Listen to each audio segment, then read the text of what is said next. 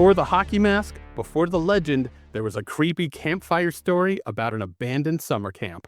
And a mother whose grief turned to psychotic rage. We're going back to where it all began with arguably one of the most infamous slasher films of all time. I'm Shawnee. And I'm Ryan. Today we're heading to Camp Crystal Lake for the first Friday the 13th, where the real killer might not be who you expected. This is Slashback Cinema.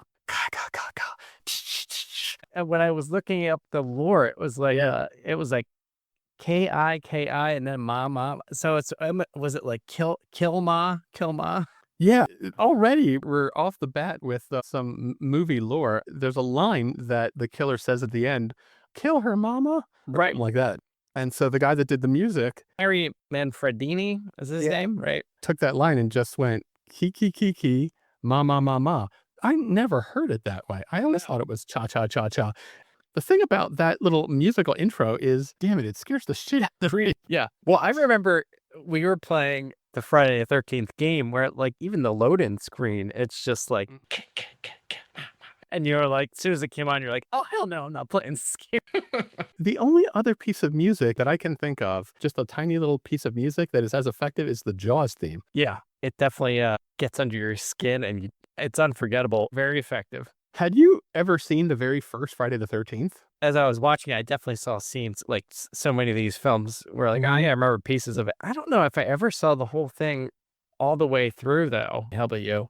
I'd seen it a couple times, but even watching it again for this conversation, I'm always struck how different the first one is than when you think of Friday the 13th, what comes to mind is Jason in a hockey mask. And there is no Jason, there's no hockey mask, or rather there's barely a Jason. So it's a really different movie than what people think it is. Yeah. We'll definitely get into that today. It wasn't until the third installment that Hockey Mask even came out, and it just sounds like that was kind of an accidental thing where they were he just turned around the burlap bag on his head. Yes. Yeah, if you've looked at the clips from Friday the 13th, part 2, that burlap sack not really doing him any favors. Not the scariest. No. So that was definitely an upgrade, the painted hockey mask. So you want to give us a little plot overview? Yeah, so basically a group of camp counselors arrives during the summer at Camp Crystal Lake, and it's been closed since the 1950s when there was this series of murders, and then this guy decides he's going to bring it back online. As they start to arrive, you could tell like something nefarious is about to happen, and then again, similar to a lot of these movies, there's a murderer that stalks them all and takes them out one by one. And it's the camp counselors versus this mysterious killer, which we'll talk a little bit more about who that person is. So spoiler alert ahead. That's something we noticed when we started this podcast, I think back in December, that in the early slasher movies of like the late 70s, early 80s, like the kind of Black Christmas movies that we were watching, a surprising number of them have as their plot the killer is a mystery. It's like a mystery detective story where who the killer really is supposed to, like, you're supposed to be hanging on because you don't know, and it could be anybody. For some reason, that was a big part of very early slasher movies that maybe producers realized audiences don't really care about the mystery part. They just like the murdering part. Yeah, they're like, get to the good stuff. Yeah, exactly. So I had a question for you. As I was watching this, and you alluded to it, Jason becomes this iconic figure and maybe the most popular figure of horror, like instantly recognizable with the hockey mask, huge legacy.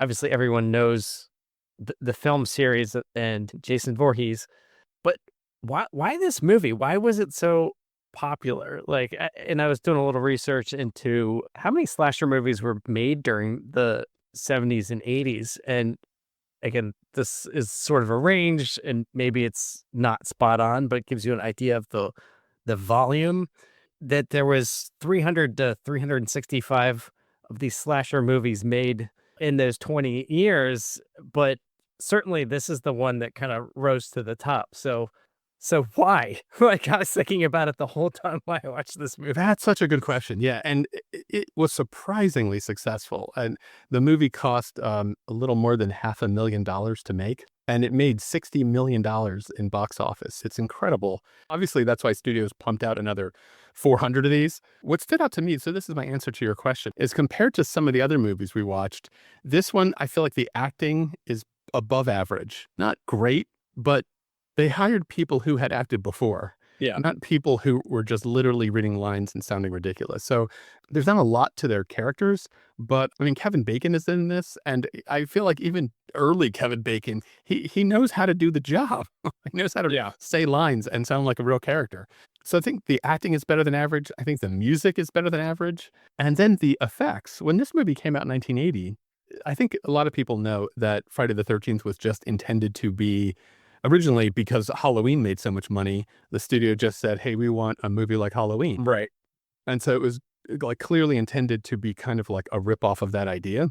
But if you go back and watch the first Halloween, there's not nearly the level of gore that you see in Friday the 13th. They were genuinely doing things that you hadn't seen. Tom Savini that did the special effects for this one, who was known from Night of the Living Dead. I feel like everything in this movie is like slightly above average or more than slightly above average. And the effects are like surprisingly effective. One girl gets her throat slit in the middle of the day, and I'll be damned, it looks pretty realistic to me. Do you have a different answer? What do you think? Yeah, I mean, I think everything you laid out kind of makes sense. And then had there not been sequels to this, probably would have died off. But I just thought it was really interesting that, like, okay, everything you said about the first one, I don't know that it stands out to the level of like you would think it was going to wind up in this kind of like basically this cultural icon in America, but it kind of ramps up and goes from there. So they certainly built on this first one,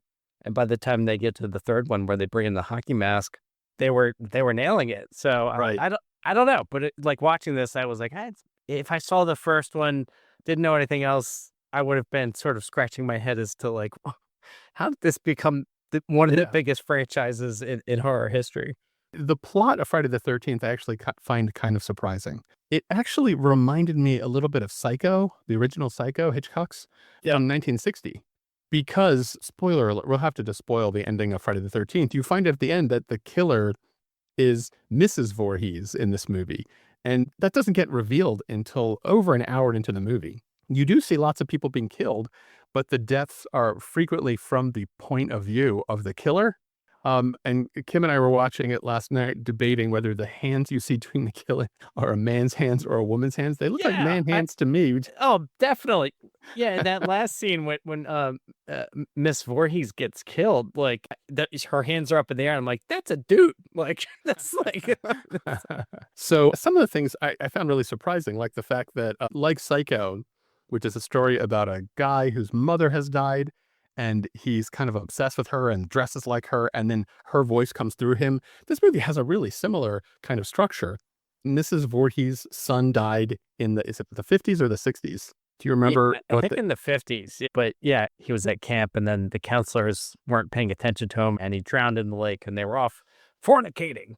Yeah, so Mrs. Voorhees is, like, so angry about that, whenever counselors come back to this camp, she has to murder them all out of rage.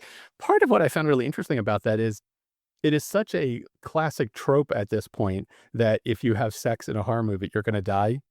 But in Friday the 13th, they actually have a plot explained reason why when you have sex in the movie, you're going to die.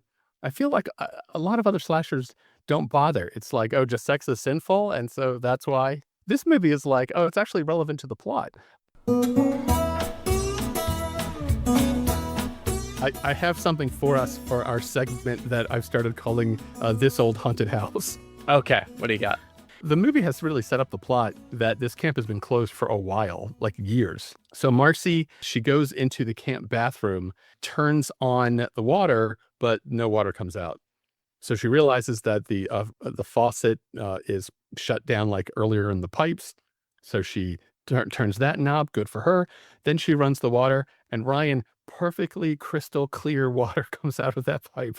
Now you tell me, have you ever left your house for 1 week, turned on the water when you got home, and seen crystal clear water come out of your pipe? Yeah, yeah. The other scene that stood out to me in terms of the realism might not have been there. There's one scene where the gas generator goes out, they've lost power, and then it's the couple's in the cabin. He's like, I'm gonna go check on the generator. And at this point he's lit all these gas lanterns, like, like huge flames on them, like the oil lamps. And he goes out to that shed, and he's like, "Well, I need to check the gasoline," and he holds up like he's got his like oil burner lantern there right next to him as he takes the gas cap off. I'm like, Yes. boom, like this seems really Yes. bad. Totally irresponsible. This is all right, this portion brought to you by This Old Haunted House. Old dads complaining about movies that don't take seriously old plumbing or carpentry. Yeah, safety, jeez, or electricity. Come Yeah, on, people. let's jump to some favorite scenes for this. Anything stand out to you? Top one or two?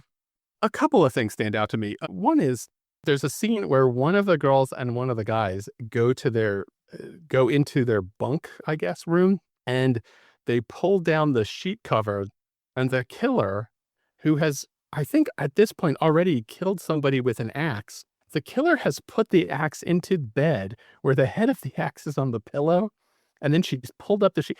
Think about the psychology of a killer who thinks to themselves, "I'm gonna hide this axe in such a way, like my axe needs a nap."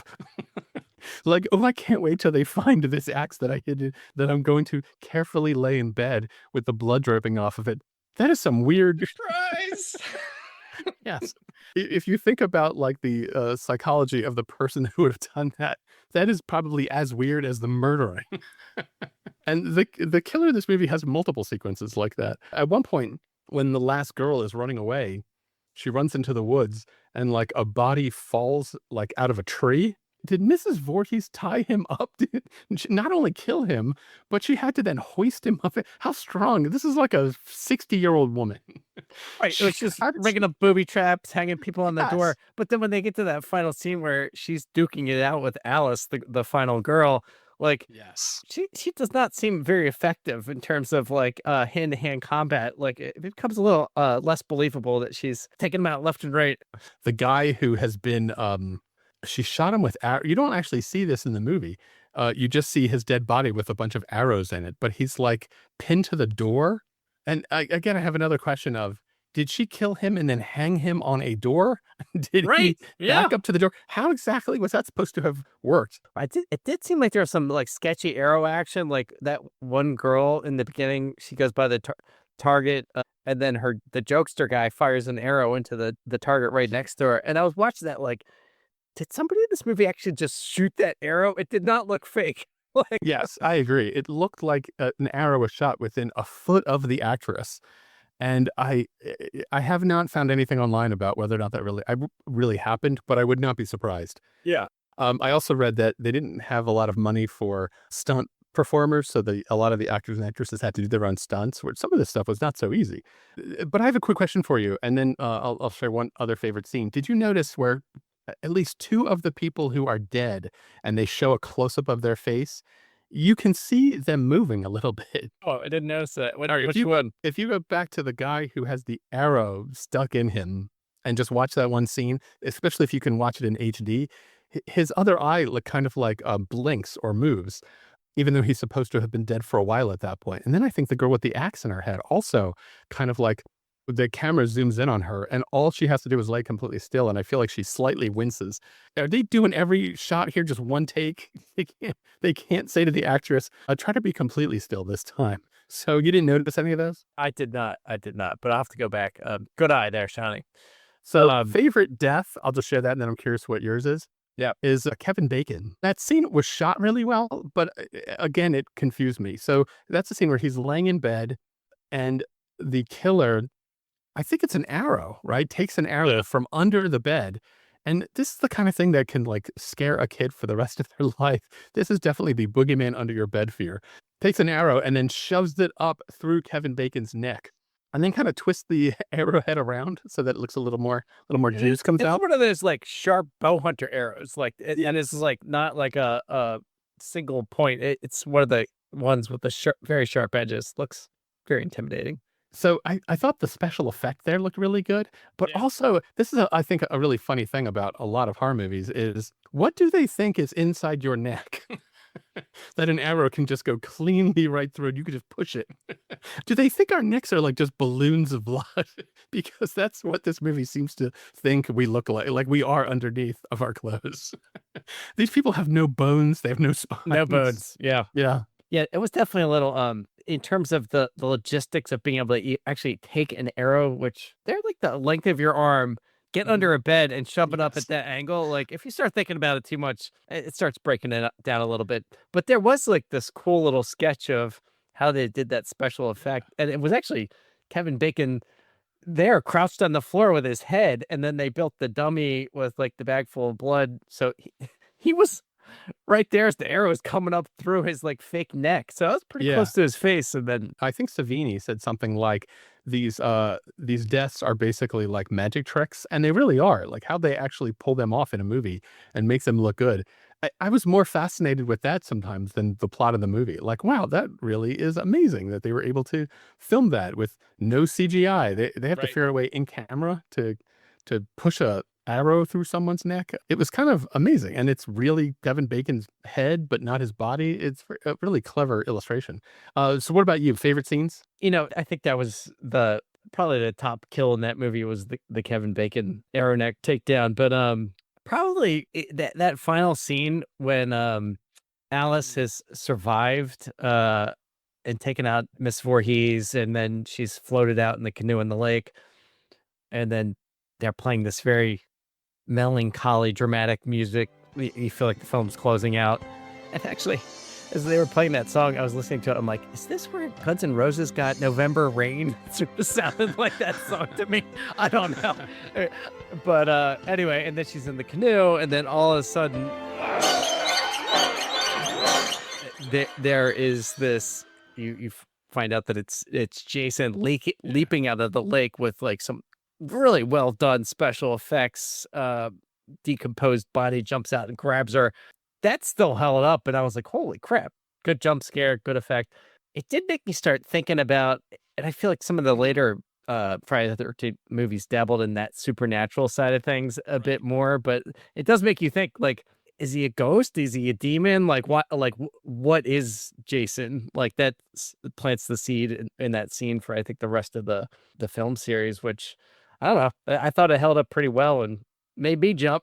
Still, Yeah, it is really interesting, right? Like everything else in the movie is, in theory, something that could kind of really happen. Like these people are all just killed with knives and axes and arrows. But then Jason jumping up out of the water doesn't quite make sense in a realistic movie. You're right. He's like a zombie. right? But one of the things that you'll notice when you start going through the series is that the physical strength of Jason ramps up so insanely that not only is he an unkillable zombie demon, but also there's a movie, Jason Takes Manhattan, where he punches a guy in the head and the head flies clean off like a volleyball. And there's nothing like that in the first movie. Even though Mrs. Voorhees is bearing axes in people's heads, there is almost like an effort to try to be realistic. Whereas Jason becomes like a supervillain in the later movies. Right. Yeah. You ready to do some stabby scores? Because I have something related to that Yeah. that I want to Yeah. talk about. Let's bring it in. What do you got? I think the movie holds up better than I expected it to. The effects still work 45 years later. But I do think the movie has a serious flaw, which is Act 3. Before you see the killer and you're just seeing it through the eyes of the killer, you really have the impression that this killer is psychotic. Then Mrs. Voorhees shows up and she's fighting the last girl. Is it Alice? Alice. Yeah. Fighting Alice, and it is like a 20-minute slap fight. I feel like all of the tension just drains out of it as they had this poor 65-year-old woman go through the motions of trying to be a killer. So I want to give it 4 stabbies. Yeah, yeah, great point. Although I will say there, so you're describing that scene where like they're having this fight, and then it does turn into the slapping battle where it looks like Miss Voorhees. I think Betsy Palmer's no stranger to laying the slap down. That's like good parenting in the 70s and 80s because it does look like she really lights Alice up across the face. I was like, damn. couple of good backhands in there. Yeah. So what did you think? What was your stabby score? I you know, I think it's a solid slasher film. I mean, it's got some legendary kills and special effects, and I agree, they really do hold up. So there wasn't a scene where I was like, "Oh, they're giving the cheese award here." Mhm. It was very consistent, and definitely you could see why this movie had that kind of shock factor at the time. But you're right, when you get to that last part where some of the gas comes out of the project with those fight scenes in particular, had they even just trimmed that down by half or like Yeah. shot it a little bit differently, like I feel like there were a lot of scenes where it was fairly well lit with her, and then you're right. You're sort of like, this is the guy that was taking, or the woman that was taking everybody out. You're sort of like, I don't know, Right. but then they kind of save it at the end there with like Jason coming out of the lake, Mhm. and it's got an eerie atmosphere. Like it's got some of that '70s grit and Yeah. grunge that it definitely because it was probably made when like 78, Mhm. 79. So it's a classic. I'm gonna give it 3.5 stabs. Not quite as high as you delivered, but it's good. Yeah. It's surprising it holds up well. I don't know that it's in the top tier of what we've watched. So come at me, people. Let me know what you think. That wraps up another trip down memory lane. Hopefully, you enjoyed revisiting Friday the 13th as much as we did. And we want to hear from you. Got a favorite memory from the 70s or 80s? A classic horror movie you'd love for us to dissect? Drop us a line at slashbackcinema.com. Don't forget to follow us on TikTok, Facebook, and Insta, and subscribe however you listen to podcasts so you never miss an episode. If you love the show, leave us a review because it helps other people find the podcast. Thanks for tuning in to Slashback Cinema. We'll see you next week. Cha cha cha.